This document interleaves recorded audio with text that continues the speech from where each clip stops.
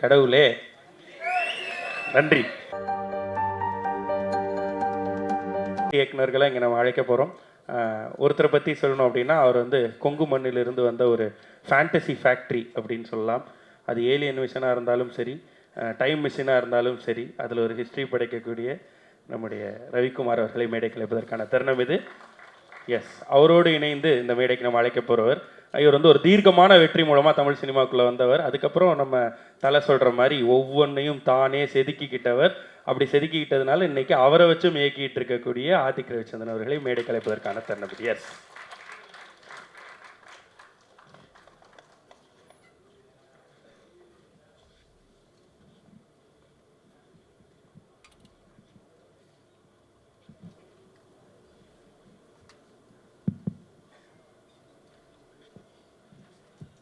அனைவருக்கும் வணக்கம்.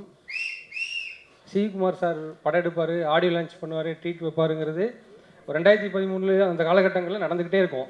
ஒரு டைம் ட்ராவல் பண்ண மாதிரி தான் இருக்குது. திரும்ப எனக்கு 10 ஆமாம் கண்டிப்பாக இருக்கும். சார்கிட்ட கேளுங்க.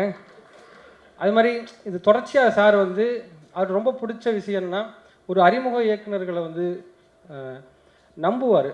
ஒன்று ஒன்றா இருக்கும் அவரோட நம்பிக்கை. வேறு எங்கேயுமே போகாது, வேறு யார் சொல்கிறதையும் அவர் கேட்க மாட்டார்.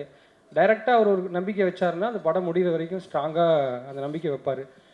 நான் பண்ண என்னுடைய முதல் படம் வந்து அவருடைய நம்பிக்கையினால் மட்டும்தான் உருவாச்சு.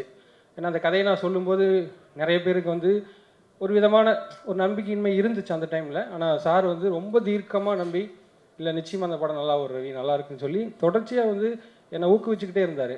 நிச்சயமாக அவர் அந்த வாய்ப்பை வந்து அவர் என்னை நான் சுற்றலை அந்த கதையை எடுத்துக்கிட்டு எங்கேயுமே. நேராக வந்து நான் சூதுகோமில் ஒர்க் பண்ணேன், நலன் சாரோட அசோசியேட்டாக. நிச்சயமாக அந்த படம் நடக்கிறதுக்கும் நலன் சாருக்கு தான் என்னுடைய மிகப்பெரிய நன்றியை தெரிவிச்சுக்கிறேன். நான் அங்கே சொன்ன மாதிரி நான் சூதுகம் ஒர்க் பண்ணிட்டு டைரெக்டாக என்னை வந்து எங்கூட பேசி சார் வந்து நான் சொன்ன சின்ன ஒன்லைன்லேருந்தே ஒரு ஆழமான நம்பிக்கையை, நான் கொஞ்சம் சோறு உடஞ்சா கூட என்னாச்சு குயிக்னு சொல்லிட்டு எனக்கு கிட்டத்தட்ட விரட்டி அந்த ஸ்கிரிப்டை முடிக்க வச்சார். நிச்சயமாக அதை வேறு எந்த தயாரிப்பாளரும் அப்படி செய்வாங்களான்னு தெரியாது. அவர் வந்து வச்ச நம்பிக்கை, அந்த வெற்றி எல்லாமே எனக்கு வந்து அவர் வச்ச நம்பிக்கை நம்ம காப்பாற்றிட்டேங்கிற ஒரு சந்தோஷத்தை தான் கொடுத்துச்சு. அதுபோலவே ஒரு அடுத்தடுத்த எல்லா இயக்குநர்களுக்கும் அவர் அதே தான் செய்கிறாரு. அந்த நம்பிக்கையை தொடர்ந்து கொடுத்துக்கிட்டே இருக்காரு. புதுசாக வர எல்லா இயக்குநர்களுக்கும் அதை கொடுக்குறாரு, புதுசாக வர டெக்னீஷியன்ஸுக்கும் அவர் கொடுக்குறாரு.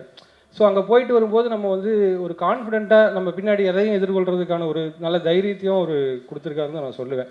நிச்சயமாக அந்த காலகட்டங்களை மறக்கவே முடியாது.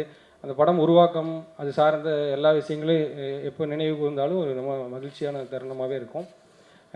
அதுபோக அர்ஜுன் வந்து முண்டாசுப்பட்டியில் ஒர்க் பண்ணார். கிட்டத்தட்ட ஒரு 10 நாளைக்கு அந்த டைம்லேருந்தே அவர் நல்லா தெரியும். தொடர்ச்சியாக முயற்சி பண்ணிக்கிட்டே இருப்பார், சோர்வடையாமல் எல்லாருடைய கதைகள்லையும் போய் பங்கெடுத்துக்குவார். என்னுடைய கதை டிஸ்கஷன்லேயும் வருவார். ஒரு மாதிரி யோசிச்சுக்கிட்டே இருப்பார் சதா. ரொம்ப ஒரு மாதிரி அவருடைய அந்த ஸ்பான்டனியஸாக அவர் பேசக்கூடிய அந்த கதை உருவாக்கத்தில் பேசக்கூடிய விஷயங்கள் தான். அவர் வந்து இப்போ இதுக்கு முன்னாடி ஒரு படம் பண்ணியிருக்காரு, யங் மங்சங்னு. அந்த படம் வந்து இன்னும் வெளியாகிறதுக்கு சில தாமதங்கள் ஆகிருக்கு.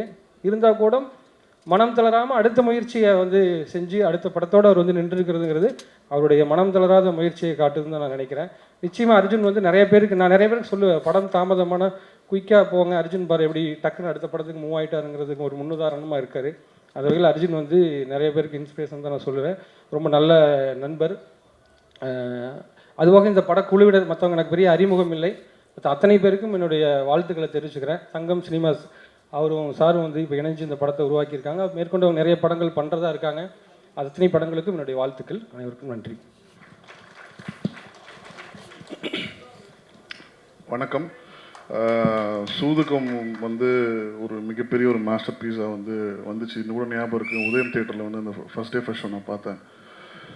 ஸோ சூதுகம்ன்ற படம் வந்து நலன் சாரும் சிவி சாரும் பண்ணலன்னா எங்கள் அர்ஜுனுக்கு வந்து சூதுகம் 2 வந்து கிடச்சிருக்காது. ஸோ அதுக்கு வந்து நான் ஃபஸ்ட்டு ஒரு பெரிய தேங்க் பண்ணிக்கிறேன் சார் உங்களுக்கு. ஸோ அர்ஜுனுக்கும் எனக்கும் உள்ள ஒரு ட்ராவல் வந்து பிரபுதேவா சார்கிட்டேருந்து ஸ்டார்ட் ஆச்சு. பாம்பேயில் ஃபஸ்ட்டு மீட் பண்ணோம். அன்றைக்கிலேருந்து ஒரு நல்ல ட்ராவல் போயிட்டுருக்கு. மார்க் ஆண்டனியில் வந்து ஒரு மிகப்பெரிய ஒரு பார்ட் வந்து அர்ஜுன் வந்து ப்ளே பண்ணியிருக்காரு ரைட்டிங்கில். ஸோ மார்க் ஆண்டனியோட சக்ஸஸ் எனக்கு எவ்வளோ முக்கியமோ அதே அளவுக்கு வந்து அர்ஜுனுக்கும் அது போய் சேரும். ஸோ மாக்கண்ணி தாண்டி இப்போது குட் பேட் அக்லிலையும் வந்து ஒரு மிகப்பெரிய ஒரு பார்ட் வந்து அர்ஜுன் ரைட்டிங் டீமில் இருக்கார். ஸோ இன்றைக்கி அர்ஜுனுக்காக தான் வந்தேன். பிகாஸ் சிவி சார் கம்பெனியில் வந்து நிறைய டேரக்டர்ஸ் உருவாக்குனாங்க. ஆக்சுவலாக என் ஸ்கிரிப்டும் உள்ளே போயிட்டு வெளியே வந்தது, என்னை அதை செலக்ட் பண்ணல அப்போது. ஸோ ஐ விஷ் சூதுக்கும் to a great big success. Music director ரொம்ப நல்லா பண்ணியிருந்தார். விஸ்வன்ஸும் கார்த்திக் ரொம்ப சூப்பராக பண்ணியிருந்தாங்க. ஸோ அந்த டீமுக்கு வந்து என்னோடய வாழ்த்துக்கள். தேங்க்யூ. Thank you sir. கடவுளே சார், ஒரு நிமிஷம். உங்ககிட்ட சிவி குமார் சார் ஒரு ரிக்வெஸ்ட் கேட்டார் சார், நடுவில் நின்று. கடவுளே நன்றி. இல்லை இல்லை, ஏதாவது ஒரு அப்டேட் சொல்லுவீங்களா சார் சாருக்காக? படம் இப்போ தான் போயிட்டுருக்கு, அதை பற்றி எதுவும் பேச முடியாது சார். Thank you sir. இவ்வளோ போதும் எங்களுக்கு தமிழுக்கு.